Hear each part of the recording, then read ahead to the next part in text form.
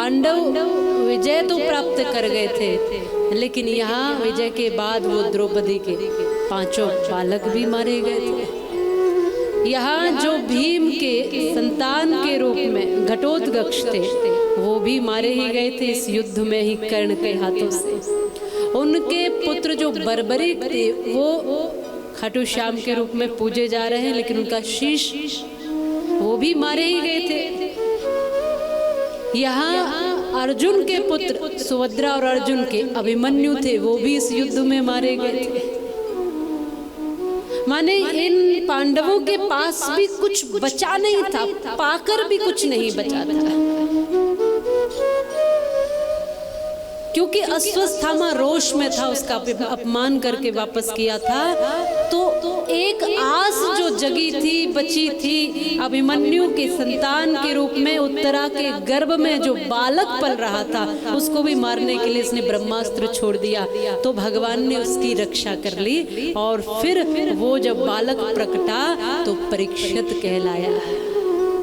भगवान श्री कृष्ण की परम लीलाओं को उसने भागवत जी के माध्यम से सुना, श्रीमद् भागवत महापुराण में, और उस परम पवित्र बालक ने बड़े होकर के धर्म की स्थापना की। लेकिन श्राप के कारण तक्षक ने इनको डसा। पर परीक्षित और इरावती के जो पुत्र है जन्मेजय, इन्होंने फिर जो दूसरा ग्रंथ है देवी भागवत महापुराण का, इनकी सानिध्य प्राप्त की मन की शांति और तृप्ति के लिए। माने श्री कृष्ण से, धर्म से ये जुड़े हुए हैं। ये जो कुटुंब है, ये जो परिवार है, ये भगवत सत्ता से, धर्म सत्ता से जुड़ा ही हुआ है। चाहे इनको कितनी भी आपत्ति विपत्तियों का सामना करना पड़ा, इसीलिए आज इनके नाम से यहाँ से उच्चारण किए जाए। इसलिए जो कृष्ण से जुड़ा है, जो उस परम शक्ति से जुड़ा है, वो उसके जीवन में कष्ट तो है, लेकिन विजेता वही बनता है जो सत्य का साथी है। श्री राम विजेता बने हैं, रावण को हारना ही पड़ा है, जबकि रावण बल में भी खूब बलवान है और विद्या में, बुद्धि में भी उसको चारों वेदों का ज्ञान है। लेकिन ऐसा ज्ञान, ऐसी बुद्धि किस काम की है जो अपना ही विनाश कर ले? ज्यादातर इसीलिए बुद्धि अच्छे कार्य में लग जाए तो विकास करती है, और बुद्धि यदि गलत स्थान पर लग जाए तो विनाश करती है। इस बुद्धि से ही तो मंगल तक पर जीवन ढूंढ रहे हैं, और इसी बुद्धि से परमाणु बनाए जा रहे हैं। इसी से पृथ्वी को नष्ट करने की योजनाएं बनाई जा रही है। ये बुद्धि ही है, जब सृजन में लगती है तो ऊंचा कर देती है। ये बुद्धि ही है जो विकारों में लगती है तो पतन कर देती है। इसलिए रावण जैसी सत्ता जिसको हराने वाला कोई नहीं था, उसके अहंकार ने उसको हरा दिया और उसके अहंकार ने उसको समाप्त कर दिया।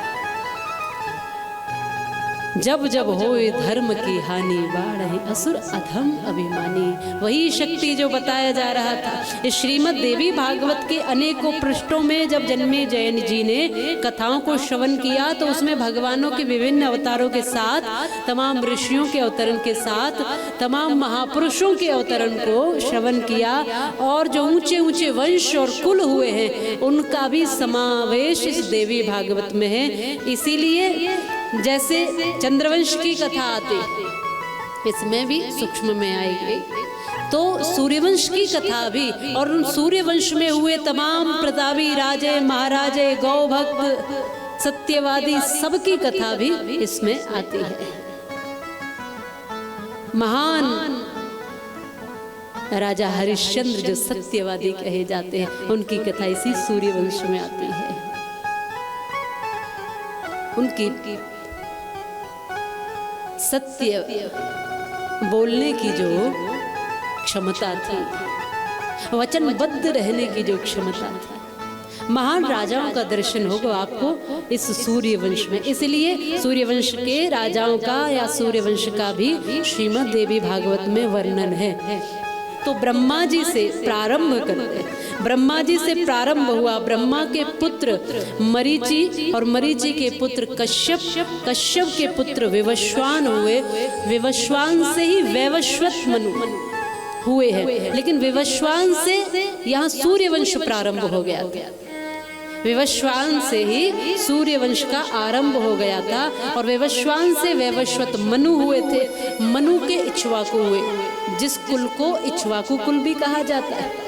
इक्ष्वाकु हुए, इक्ष्वाकु के फिर हुए हैं यहाँ कुक्षी, कुक्षी के हुए हैं विकुक्षी, विकुक्षी के हुए हैं वाण, वाण से हुए हैं अरण्य, अरण्य से हुए हैं पृथु, पृथु से हुए हैं त्रिशंकु, त्रिशंकु से हुए हैं धुंधुमार, धुंधुमार से हुए योवनाश, योवनाश से हुए मानधाता, मानधाता से हुए सुसंधि, सुसंधि से हुए हैं ध्रुवसंधि, ध्रुवसंधि से हुए हैं भरत, भरत से हुए हैं फिर असित, असित से हुए हैं सगर, सगर से हुए असमंज, असमंज से हुए अंशुमान, अंशुमान से हुए हैं दिलीप, दिलीप से फिर हुए हैं भागीरथ और भागीरथ से हुए हैं कुकुत्स, कुकुत्स से हुए हैं रघु, रघु से हुए हैं प्रवृद्ध, प्रवृद्ध से हुए हैं शंखण, शंखण से हुए हैं फिर सुदर्शन, सुदर्शन से हुए हैं अग्निवर्ण, अग्निवर्ण से हुए शीघ्रग, शीघ्रग से हुए हैं मरु,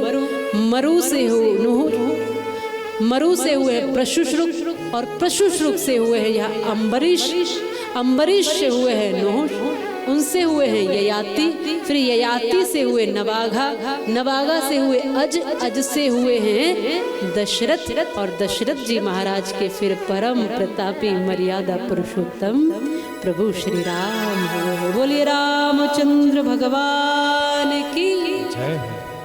अरे जोर से जयकारा लगाओ, ऐसे कैसे बैठे। बोलो श्री रामचंद्र भगवान की जय। और इस कुल को देखो जिसमें दिलीप हुए हैं जो गौ सेवक है, गौ माता की सेवा प्रधान है उनके, जिसमें सत्य बोलने वाले हैं। चाहे प्राण चले जाए रघुकुल रीति सदा चली आई, प्राण जाए पर वचन न जाए। जब कुल के कुल धन्य होते हैं तब राम प्रकट होते हैं, जब कुल पवित्र होते हैं तब राम उस कुल में प्रकट होते हैं। वैसे ही जब मन पवित्र होता है तो श्री राम उस मन में प्रकट हो जाते हैं।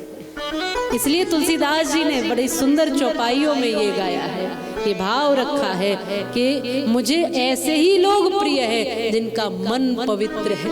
आज भी राम प्रकट होंगे लेकिन मन में होंगे। हम इस बात से बड़े धन्य और प्रसन्न हैं कि हमारे प्यारी अयोध्या नगरी में श्री राम जी का भव्य मंदिर बन रहा है। इस बात के लिए सभी जय जयकार करो। बोलिए श्री रामचंद्र भगवान की जय। अरे सभी राम भक्तों का सौभाग्य है कि राम लला टाट से ठाट बाट की ओर, जिनके कारण सबके ठाट बाट है वो भला टाट में अच्छे नहीं लगते। इतने वर्षों उनको राम जी को भी टाट में रहना पड़ा, ये दुर्भाग्य था। लेकिन अब सौभाग्य जगह कि श्री राम का भव्य मंदिर बन रहा है इस भारत भूमि, जिस भारत के गौरव है श्री राम।